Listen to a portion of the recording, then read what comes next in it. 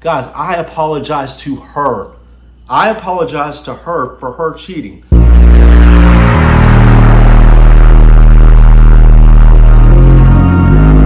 What's up, everybody? Welcome back to Beards and Bars, where we're here to talk about weightlifting, motorcycles, beard care, and just overall men's self-improvements.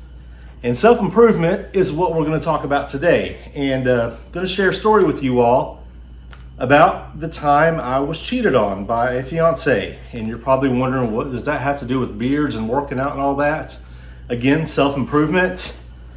I'm going to talk about what happened and how I reacted to it, and then how I reacted to it later on, and how it's made me the person I am today, sort of. Even though I don't dwell on it much. I say I don't dwell on it, but here we are talking about it 20 years later.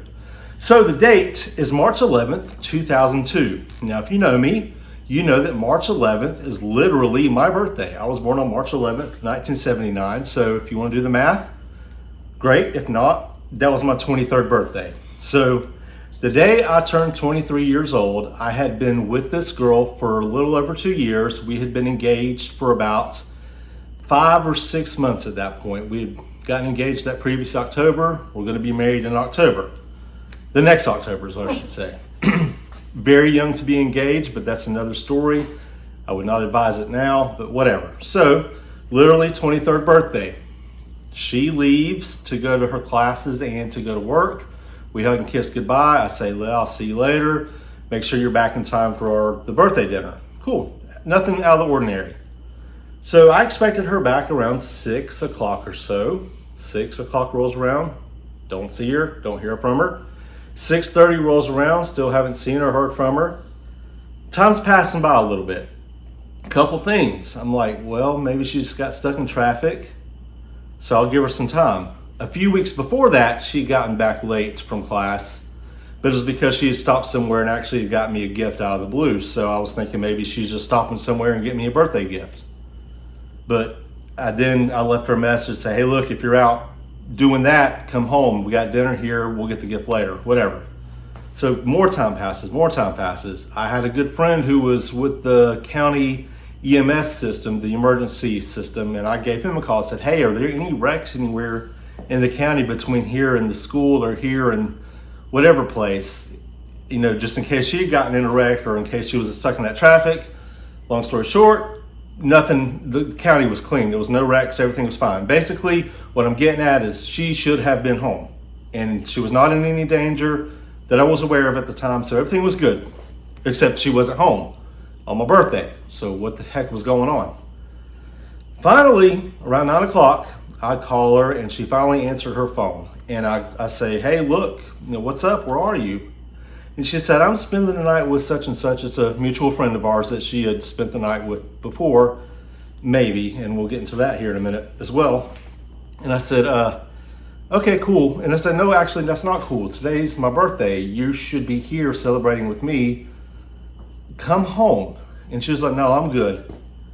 And at the time, I believed that she was so head over heels for me that any threat of me ending the relationship would scare her enough to do the right thing. So I bluffed, but then she called my bluff. I said, look here, blank, I'm not going to say her name. She might watch this. If you do, hi. But, or was I? Oh, I said, blank, here's the deal. You come home, celebrate my birthday with me, or we're going to end this relationship. Those are your choices. And like I said, I thought that would just scare her enough into doing the right thing. And she said, I choose the second option, or the latter, or something like that. I was like, what did I say second? I said, oh, you want to end this relationship? Oh no, I was just kidding. I didn't think you'd actually say that. So, just please come home. Just started simping, begging, all this stuff. Please come home. I want you to come here. It's my birthday, blah, blah, blah.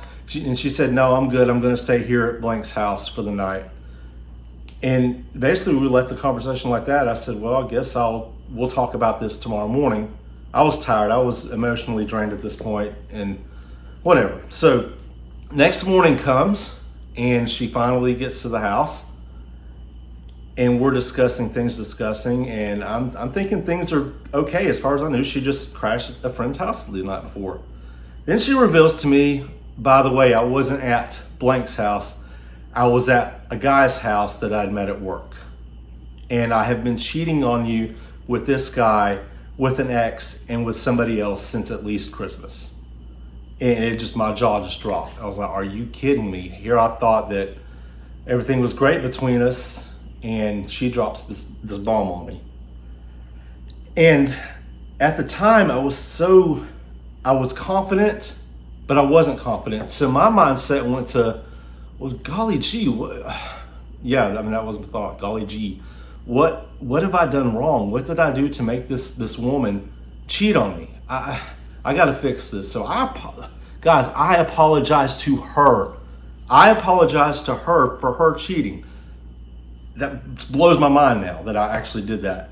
But I was like, man, I'm sorry that you felt like you needed to go out and be with another guy to feel validated or whatever. I'm so sorry. What can we do to work this out? I want to be with you. I still want to get married. I can forgive all that. Let's do this. And she said, okay, you know what? You're right. I regret what I did. I should not have done that. He's not as awesome as you are. Let's make this work. I'm sorry for what I've done. Let's move forward. So for the next couple of days, things are awkward between us, but we're trying to make it work, blah, blah, blah. This is all, I want to say it was a Tuesday. I can't remember the exact date. But anyway, that next Thursday, day or two later, one thing she said to me was the reason why she cheated is because I didn't like to go out to clubs with her and things like that, and she liked to go out dancing. Okay, BS, because I did that at the time, but whatever. So that Thursday morning, she says, I want to go out to the club tonight with a couple of my friends. And I say, oh, okay, that's cool. I'll go with you, since that you said that was one of your issues, that I didn't want to do that. I'll go with you tonight. And she said, no, I don't want you to go. I said, we just had this conversation. And she said, no, you don't need to go with me tonight. You're good. And I said, I'm going to come with you. We're going to get this on the right foot.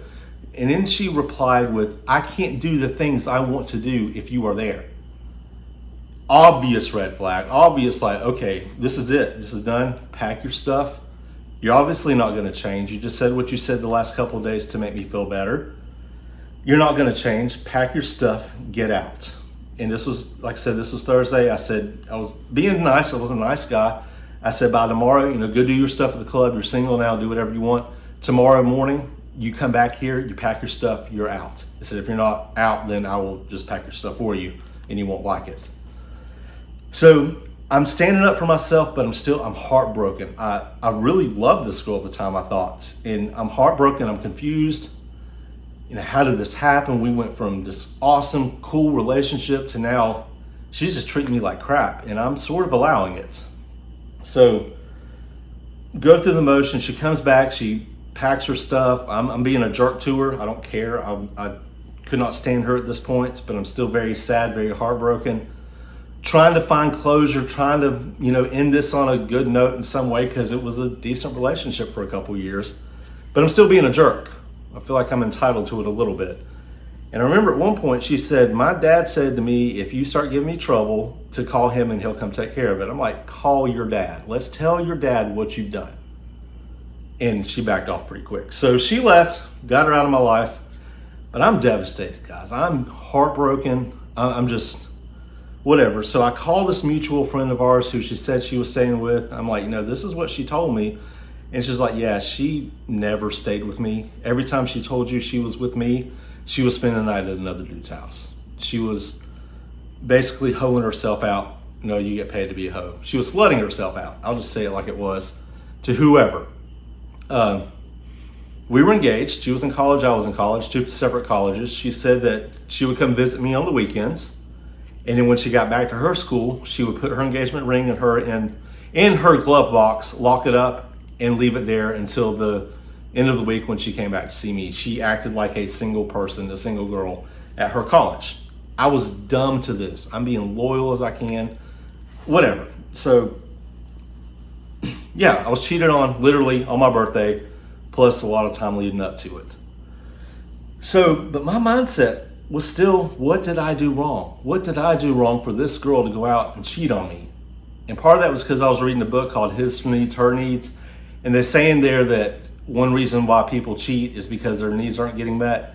And it kind of put that in my mind, that the fact that I wasn't being the man I was supposed to be is why she cheated. So I was blaming myself hardcore, really beating myself up over this. So I went to a mentor's house of mine, a really good friend, somebody who was a guide to me, and just spilled my guts to him and said, man, she cheated. I'm depressed isn't the word I want to use. I'm sad. I can't believe this has happened. You know, just going through all the words and all that. And then I said to him, I said, man, I don't know what I did wrong for her to cheat on me. I wish I could go back and fix what I did wrong. And he said, Donnie, are you kidding me right now? And I was like, kind of taken aback. You know what I'm trying to say. It threw me off. That's the word I want to use. It threw me off. He said, and it still blows my mind. He said, that bitch went out and gave what should have been your birthday present to another man, and you're wondering what you did wrong. When are you going to realize that you deserve better than this? When are you going to realize that you're an awesome guy and you deserve better than what you're being treated like right now? Now, two things about that amazed me. First of all, he said the word bitch. This was a very strong Christian man who I revered. I mean, I don't know if y'all know who Billy Graham is, but this man might as well have been Billy Graham to me. It'd have been like if I was sitting in Billy Graham's living room and he said the word bitch. I mean, the fact that he said that was like, whoa. And then it was like, why am I sitting here wondering what I've done wrong? I deserve better than this. I deserve to have a girl who's loyal to me, who has the guts to say, Donnie, I don't appreciate when you do this. Let's fix her. Or you know what? I don't appreciate that you've done this. I'm gonna move on with my life.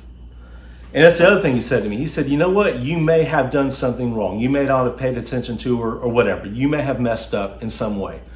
But that does not excuse her behavior. She should have come to you like an adult and said, either let's fix this or this is not fixable. I'm moving on to something else. But the fact that she didn't have the guts to come to you and be an adult about it, and instead went out and cheated like she did multiple times, you deserve better than that. You deserve the truth. You deserve whatever. So the whole mindset that I had at the time changed. It was, woe is me, what did I do wrong, to, yeah, F that B. Who is she to cheat on me? I'm who I am. I'm a decent person. I have high value. Who is she to do that to me?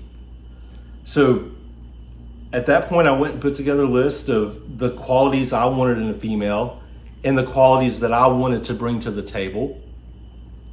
And I swore that type of thing would never happen to me again. That I was gonna get the girl I wanted. I wasn't gonna settle again, because I didn't say this before. This girl I was engaged to, I definitely settled for her. I won't post any pictures or anything like that, but if you saw her compared to what I had after her and what I have now, it's not even close. That's all I'll say about that. But yeah, so I put it out there. I deserve better, and I'm gonna get better. I'm gonna be a better man. Because even if I did mess up, yeah, I probably messed up a little bit. Who cares? I'm going to be the type of guy that deserves that type of girl, the type of girl that I want to actually be with. And I went and I worked on myself, improved myself, built up my confidence.